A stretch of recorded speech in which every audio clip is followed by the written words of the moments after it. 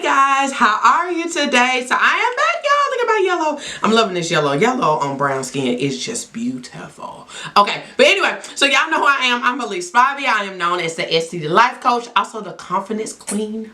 Like literally, y'all know I change that all the time. But I'm working on confidence. But today, guys, I want you to like and subscribe. It's the first thing I want to do. And I want to tell you I love you, like I always do. But today, guys, I am back talking to my men. So I'm going to lower my voice a tad.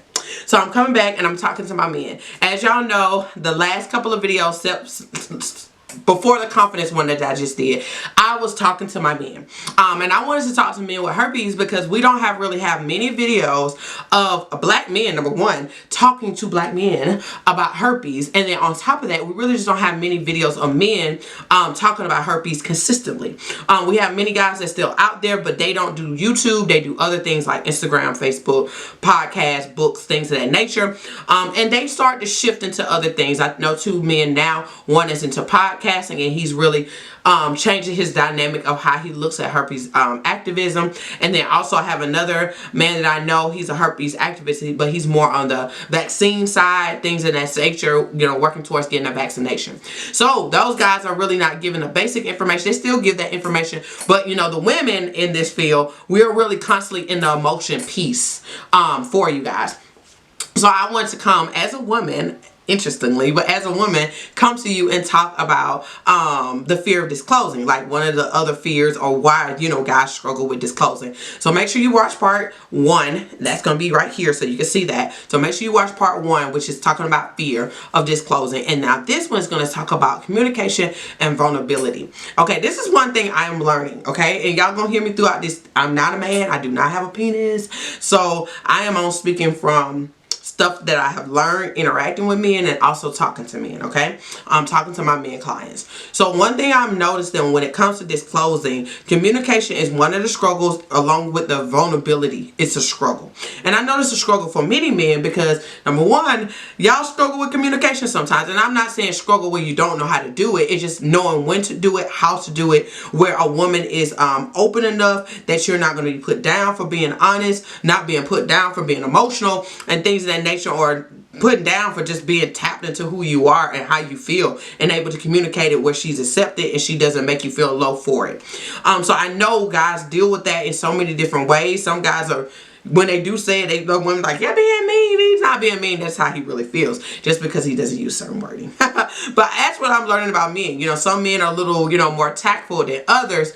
And I know sometimes, you know, when you're dealing with your diagnosis, you want to be tactful in giving the information, but also you're fearing her rejecting you. And like I talked about in the first video, rejection is the biggest thing. That's where the fear really comes from, is that rejection piece. So your communication is kind of shaky, and your vulnerability can be a little shaky because you're still fearing that she's going to reject you, or she's going to make you feel bad, or she's going to laugh at you, or she's going to make fun of what you're saying, or make you feel rushed and you can't communicate what you need to say. Or she just make you just feel absolutely worthless in the moment that you're trying to be vulnerable. And I'm going to tell you this. I'm going to tell you this. And I know this is... You cannot gauge what each woman is going to do. Okay, I know y'all are trying to gauge us, and most of you guys kind of like pay attention to us a whole lot. And everyone tell you every woman is freaking different. I know you have noticed that and learned it. So what you did in your last relationship, your last disclosure, you can't do in this one. If you never disclosed before, don't, like, the biggest thing is doing it where it's doing it with you knowing that you're being true to yourself. And you're also creating the type of communication you will want from her because you have given it out first. Can you guarantee that? No. But at the end of the day, you are leading. You're the man, so you're leading how you will want difficult conversations to be had, also how you want them to operate, and also what type of communication and vulnerability you're going to offer her next time something like this happens, and how she can come to you and knowing, okay, he did it for me. He did it, you know, sharing information with me. Okay, I want to kind of go back and kind of use his same type of quote-unquote structure or outline because I seen him do it, okay? So you just don't realize you're leading her and how she's going to be able to tell you things later on down the line that may be tough, may be hard, but you are leading her in this situation as well. So I always say, guys, you're always leading, but also, guys, don't think you can gauge us, because every freaking woman is different. Now, I'm going to tell you, most women, long as you're telling her stuff up front, you're not leading her on in any way, which, remember, you know, some women are not, you know, rap type, or how they view things, or their perspective. And I say not crazy, but just their perspective could just be skewed. But from a place where you know, made it clear to her that you're interested in her, you want to move forward with her, things of that nature, she's clear, and you're like, now you want to share. Now you want to share it. But I don't want you to share from a place of, dang, if I say it this way, she's going to say it. No. You just need to say it your way. But you also need to be in a place of communicating. So when she starts asking you questions, you're not in a defensive mode, and you also not in a shutdown mode. You cannot shut down in the middle of your disclosure. You cannot be super defensive in the middle of your disclosure. You just told them something. They don't know what to say. They don't know what to do. They just reacting. And you can't get so distant in the middle of a conversation where you want somebody to be close to you. Okay, I know men, y'all can get distant, y'all can shut down, y'all can get quiet, and you can't do that in the middle of you trying to disclose something and she got to make a decision. She's going to like rattle off so much freaking information sometimes. She's going to rattle off so much information, and you may have to say, babe, slow down, slow down, slow down, slow down. Listen, this is a lot, just me telling you this. So slow down with your questions for a second. I would like to answer all your questions, all your concerns, but just slow down, because this is a lot out of me just to tell you this, okay? And it's nothing wrong with telling her to slow down. I know it's not something we typically do to do, like, bruh, slow, hold up. But it can come from a woman. It's like, he's being defensive. So my whole thing is, sometimes, you know, you got to remember, women don't understand you, and women also live out of their past a lot. Every situation, she's living out her past in some capacity. So you also have to be very tactful in your communication. I'm just like, man, you asking me to do a whole lot. I know, I am. But at the end of the day, I'm also considering you, so you can get a better response. And I mean better response where you're able to still communicate everything you need to communicate, and you still feel safe in the conversation.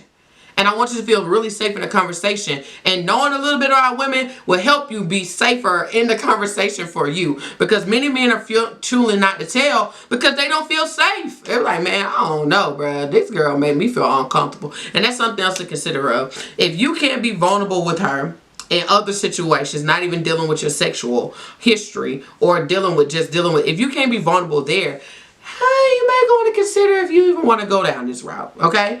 Because sometimes you can learn a person through not even a sexual conversation or just sex. You can learn different things about them through different conversations. If she's always defensive, you telling her something and it's pertaining to you, but she's defensive, you like, hold on.